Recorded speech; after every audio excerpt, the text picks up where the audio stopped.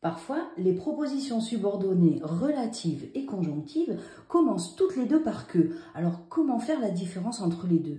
En fait, c'est facile. Une relative commence toujours par un pronom relatif. Qui, que, dont, où, etc. Regardez, il n'y a que. Une conjonctive commence toujours par une conjonction de subordination. Quand, comme, que, lorsque, etc. Regardez, il y a aussi que. Comment faire la différence entre les deux? On va s'aider de ces exemples. Le livre que je lis lui plairait. Ici, la subordonnée est que je lis. Je pense que tu as raison. Ici, la subordonnée est que tu as raison. On observe que toutes les deux commencent par que.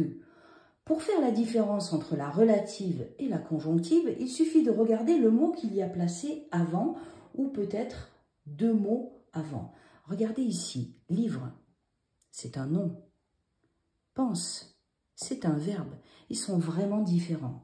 L'astuce, c'est que la proposition subordonnée relative complète un nom. Elle fait partie du groupe nominal.